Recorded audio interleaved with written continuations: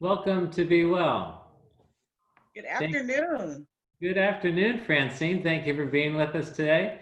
I'm My pleasure. Jonathan. I'm Jonathan from Your Why, and I'm truly grateful to bring you these conversations with leaders in their field related to living mindfully. As your moderator, I come with a wealth of experience in mindfulness, wellness, and mental health. To be mindful, I've spoken as being alive and present and aware of what you're doing and who you're with. What I'd like to do is expand that a little bit in the sense that it's not just about what I'd say self-care or de-stressing, but in being aware, we have the opportunity to truly be mindful about how we show up in the world, what our biases are, and what we choose to ignore. So today, as we have this conversation, I want us to be mindful and also be accountable for our actions and inactions and what we can do as being part of a solution in our own community. I'm honored to have Ms. Francine Maxwell, the president of the local San Diego branch of NAACP. Welcome, Francine. Pleasure to have you. Good afternoon. Thank you for having me. The NAACP's the principal objective is to ensure political, educational, social, and economic equality of all minority citizens in the United States, and to remove barriers of racial discrimination through democratic processes. I am amazed, Francine, that locally you guys have been here for over 100 years. We are.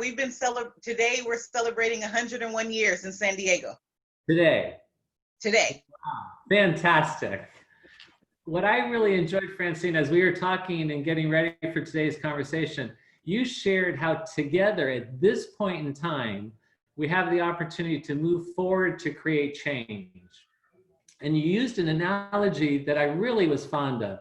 You talked about the door is open right now. Let's get through that door. Let's walk through that door together. And I appreciate the metaphor and the symbolism that you're offering in that. So as we start, share with us a little bit about the NAACP in San Diego and what you're doing. Well, the NAACP San Diego branch, as I stated, is 101 years here in San Diego. Nationally, it's 111 years old. And so we've always been governed by the NAACP game changers. And so there's 6 game changers that changes and address the major areas of inequality facing African Americans, and that's the focus of the NAACP work.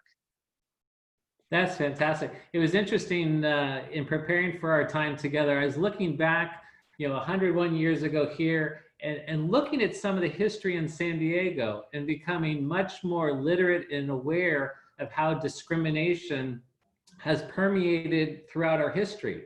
I came to San Diego for graduate school, and I remember seeing some of the incidences that are cited on your website, Saigon Pen, and going through that process where it really brought to the forefront some of the racial discrimination that we've seen in our society. But even going further back, I know it was cited how Gregory Peck, the movie star, when he was younger living in La Jolla, how he would witness a burning of a cross on a neighbor's lawn.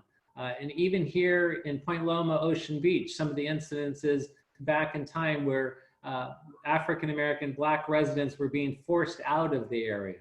And so I had a chance to really look at how this has gone on, and even to today, how it is still very, very much of concern in our particular community. But share with me, I know you've talked about the 6 game changers. What is like one of the most pressing things that the NAACP is involved in currently? Well, of course, it would be public safety and the criminal justice, making sure that there's reforms that are long lasting, not just knee-jerk reforms. And so as you have seen, the world was captivated by Mr. George Floyd. And as his 6-year-old daughter says, her father is changing the world.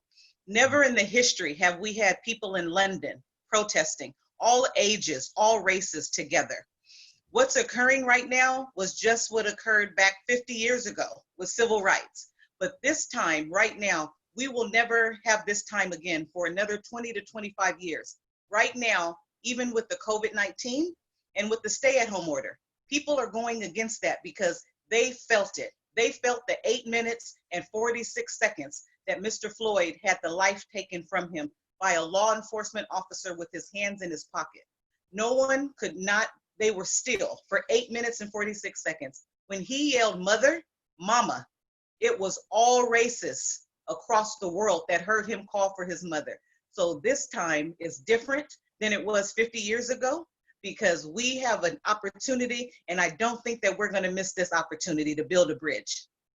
That's fantastic. I experience and love the passion and the commitment.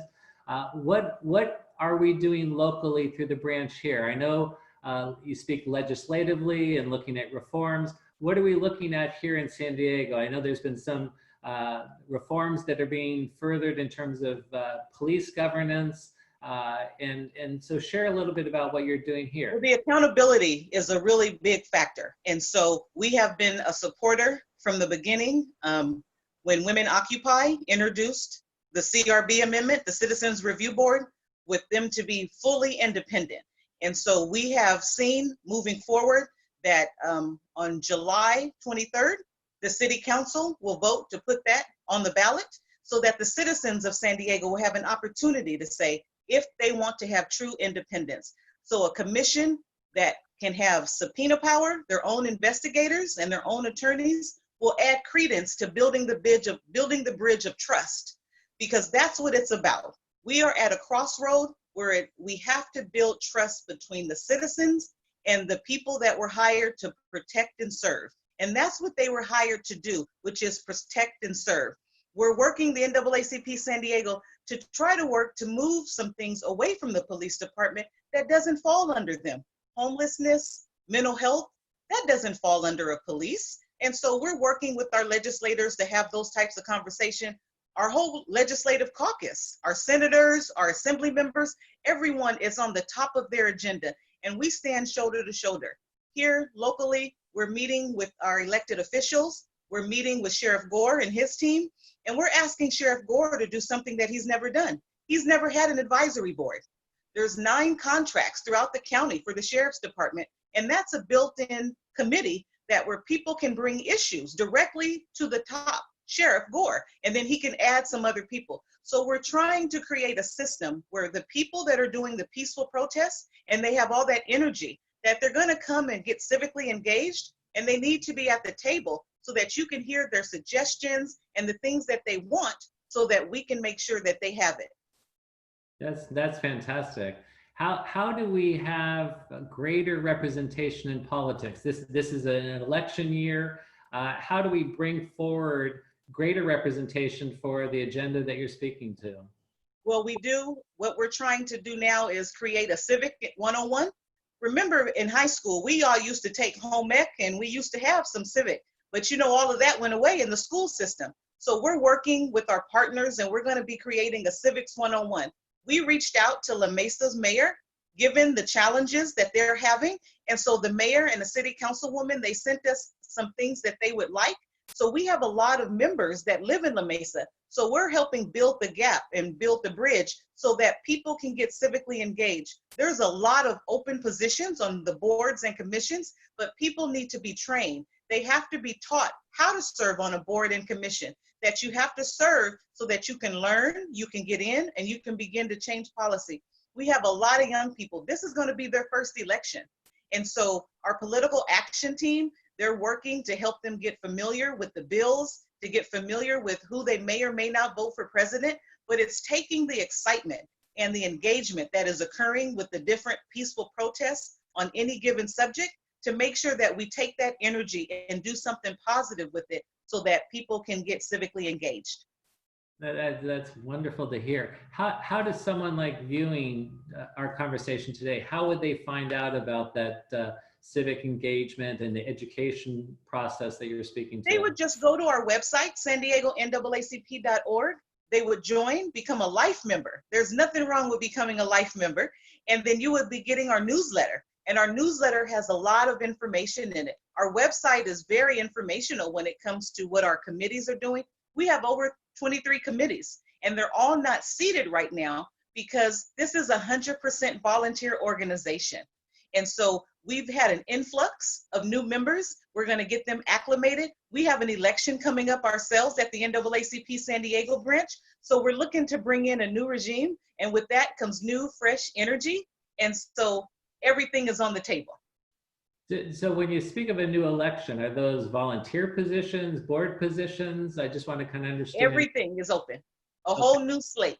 So chairs of education, chairs of executive committee, treasurers, secretaries, assistant there's a position for new presidents. Everything is open. Everything is a 2-year term. Well, it's an exciting time to get engaged in the community in this particular way. One thing I was very impressed by, Francine, is as I became more aware of the NAACP, is just all the, as you spoke to the educational programs, but the youth educational programs and how involved you are in the schools. I was looking at ACSO, the STEM project, Back to School, Stay in School, SWAG. If you can share a little bit about that. I mean, I'm just becoming aware of it and was really impressed with what you're doing in the community in that way. Well, we've had wonderful donations that keep the programs going. Volunteers, of course, they run the program. SWAG is done at Bell Middle School. We partner with Bell Middle School. And so we have speakers that come in every month and they tell the youth about their careers. And so sometimes the youth, they want to know about what does a prosecutor do? So we've partnered with our county district attorney, Summer Steffen, and she's allowed some of her staff to come into the school, and the children are engaged because it's someone that looks like them. And so this gives them an opportunity to see someone that looks like them, have a career that they may or may not have thought of. And then we've also been able to facilitate a tour for the courthouse in South Bay. So they were able to see a judge that looks like them, and they went through a mock trial. And so the children were very happy to see things like that.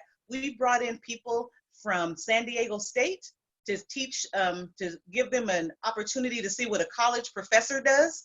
And we've just had different people all around. The STEM camp is completely through donations. We've had corporations. Many people in Southeastern San Diego and across districts 4, 8, and 9, they don't go to summer school.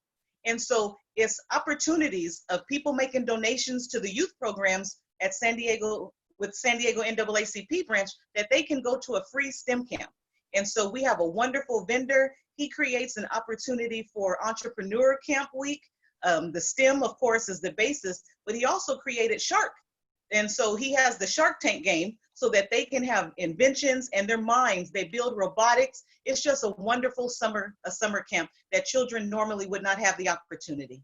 Well, what great exposure and wonderful learning that is being fostered there. So we're in an election year. What can you say about kind of voter rights and mail-in ballots? And it seems like across the country, there's been great concern about minority populations being limited in terms of their ability to be able to vote. And so I know a lot of what you do is supporting vote and being able to have your vote heard, so to speak, your voice heard. So what can you share about in this election year and voter rights? Well, that's number 5 game changer, voting rights and political representation. And so we're protecting and enhancing. So we're consistently educating people and registering people. This year in San Diego County, especially, it's going to look differently. And it's a lot about mail-in ballots. A lot of the county is already mail-in ballots, but there's a nice portion that has never done that. So the NAACP San Diego branch will be partnering with other people to get the word out. Our August general body meeting, we meet the first Thursday of every month at 6 p.m. We will be having Mr. Vu. And so he will be telling everybody about the changes, and they're constantly changing. So he'll be bringing the latest information and letting us know. We find that a lot of people, they have mail-in ballots and they lay them down on the TV stand, and then they forget to mail them. And so we want to help. The NAACP plans on facilitating neighborhoods, captains, so that you can make sure and go by your neighbors, and if you need to pick it up, and we mail them in batches and things like that. So the NAACP, we're going to get the latest information. Voting is so important. Like I said, the youth that are out here doing peaceful protests, this will be some of the first times that they've ever voted. And I think it's exciting too, because of the passion and how energized they've become around these particular issues. And this will be their opportunity to engage and see the result of their engagement. Yes. Earlier, I alluded to kind of the history of racism in San Diego, and one of those particular areas was related to housing. So what is the NAACP doing to protect minority homeowner rights and the ability to have homes? And well, right now, the NAACP San Diego branch, we have a lawsuit against the Housing Commission for segregation, racial discrimination when it comes to Section 8 housing vouchers. They have saturated certain areas within the county that people with brown and African American descent skin, that's where they can live. So they've been redlining for years. And so we have housing new members that will be hosting first-time homeowners, helping them learn to clean up their credit so that they can become homeowners. If you can afford an apartment and you're working 2 and 3 jobs in San Diego for your apartment, we want to make sure and get you your credit clean, make sure that you understand that you can own a home in San Diego as well. And so we're going to be doing housing training. We have Naacp, we have realtists of African American descent. We have been working with the tenants' rights. That's who's on our lawsuit as well with against the Housing Commission. So we're very involved trying to make sure that the homeless, we look at the numbers and the data, and you can see that San Diego, African Americans make up maybe 6.7%, but we're over 30-something% of homeless. And so there's some discrimination when it comes to renting, banks lending. So once again, this is a 100% volunteer organization. So we have volunteers that are constantly researching and bringing things to the branch's attention. that's fantastic. I really appreciate the impact that you're making in the community. I know the NAACP, one of the focus is on health, and you mentioned homeless, but how about in terms of health coverage, medical coverage, services related to just one's health, not only mental health, but physical health? Well, most definitely. The Health Committee has been partnering. It's a brand new partnership with Susan B. Coleman, because as you know, a lot of African American women and men, they don't go get mammograms. And so they're helping us bridge that health gap. We also have been keeping very close eye with the COVID-19 because of the disparity. It has exposed more disparities that the community has already known, but we needed the greater people to know. And so we've been working and getting the information and disseminating it from Dr. Wooten to make sure that everybody is making sure they cover their face, washing their hands, and just trying to make sure that as we move towards the summer and the holiday season, that you don't get too excited and that you stay home and that you don't gather because the numbers are just going too high. Recently, the San Diego NAACP Branch Health Committee, they advocated for Tubman Chavez. It was a state-ran testing site. So you had to call 211, you had to make an appointment. A lot of people won't go through that. So with the community reaching out to Health and Human Services, Nick Machione, they turned it over into a county testing site. You don't have to call anyone, you just walk up. So yesterday I drove by, the line was wrapped around Tubman Chavez on the corner of Euclid and Market. People are engaging in their health, they're getting tested at record numbers, and it's a wonderful thing. That's fantastic. What can you tell me about involvement with like economic development? I know, especially with COVID and how businesses have been shut down, there's been a lot of challenges for people in the workplace. What's being done to support minority economic development in our community? Well, this coming Thursday at 6 p.m. is our general body meeting, and we have the president, CEO, Donna DeBerry of the Black Regional Central Chamber. And so she'll be talking about, she's the new president of the chamber. She will be talking about a partnership that she has with the other chambers, the Hispanic Chamber and the Asian Chamber. So they've all gotten together and they're going to be pooling some money from the CARES Act, and they're going to be giving out grant money to the different businesses. So we know that African American business suffer the most, And so there's Donna DeBerry and her team at the chamber. They're trying to raise over $1 million so that when they have the $1 million, there's another matching grant that they can get so that they can give grants to Black businesses to help them. The NAACP has written a support letter to the mayor and asking the mayor of San Diego to give more money to the chambers and the CARES Act money. You are operated on so many different fronts. It's really wonderful to see. What can you share in terms of how you coordinate bringing the community together on all these different things? How are you involved in neighborhoods? Are you putting on different forums? I mean, a lot of what you do is educate the community related to racial discrimination and ways to combat that and increasing that awareness. So where are you in the community? Are you spread throughout all the different neighborhoods? How do you go about what you do? Well, the NAACP service area is from San Isidro up to the 56. So that's our coverage. So we have members that live throughout. They talk together, they send emails, and they meet in little hubs. And then they decide the membership, this is a member-led organization. So the members really direct me and tell me what's most important to them, and that's the direction that we'll go. So today I released a statement in reference to supporting some of the members for Sarah High School. They're having some issues. And so it's constantly led by whatever the members' direction that they want that fall within the 6 game changers. The 6 game changers are the driving force for the NAACP San Diego branch and nationwide. And so it's our members that help us get to and show us what's the most important thing on any given day. So if I can, I just want to go to a couple questions, Francine. Sure. There's a question, how could we have reparations program here in San Diego? If you want to respond to that. Well, I think that we just had it passed so that they're going to put the task force together.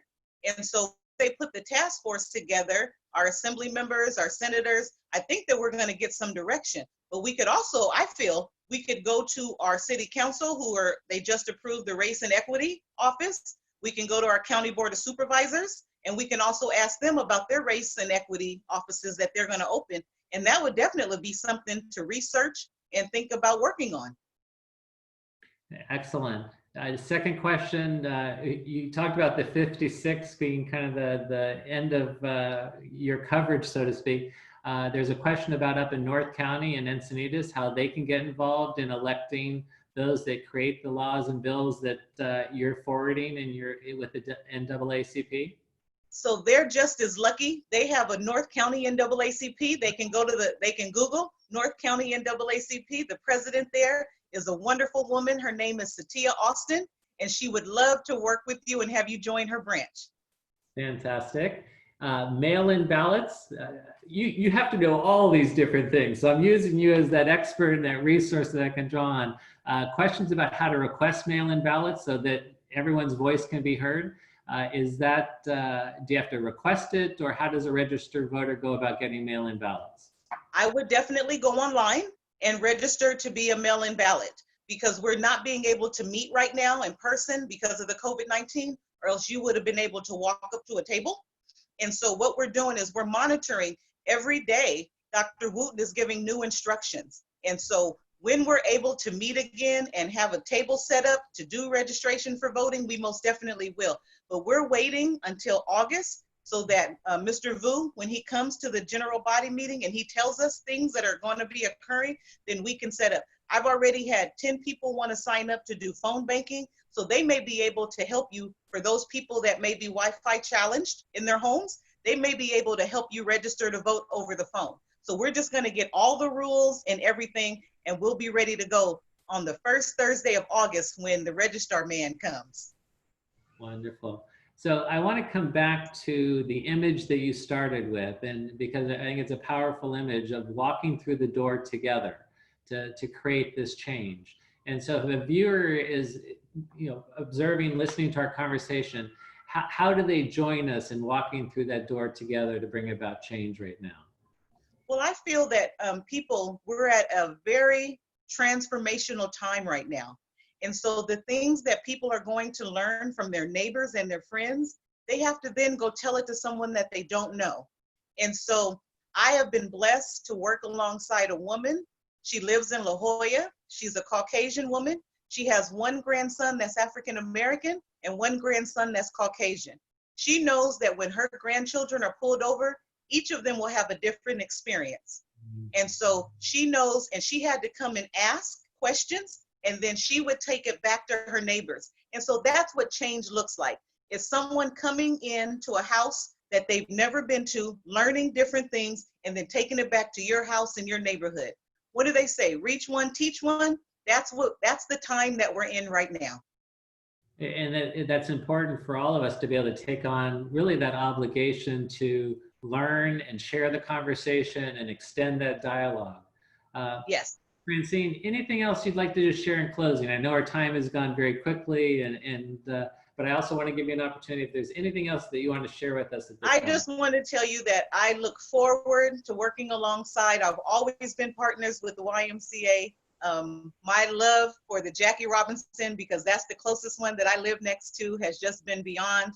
And I appreciate your whole board, your executive board, and I just appreciate this series. I think that it brings a lot.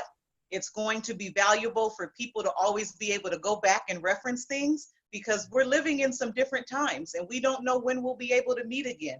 So doing things on Zoom and keeping them archived is a wonderful thing. And the NAACP San Diego branch really appreciates the invitation. So Francine, first off, the Jackie Robinson Y opens back up tomorrow. So whoa! Okay. Exactly, we're very excited about that. I do want to say I really value and appreciate the work that you're doing personally, professionally, and as an organization. I appreciate your time. I'm very thankful that you came on as our guest today and truly shared a wealth of resources that the NAACP is involved in our community. So I thank you and the organization. Thank you for our conversation today. I appreciate it very much. All of you that joined us for the conversation, thank you as well. Until we meet again next week, please be well. Bye. Thank you. Thank you.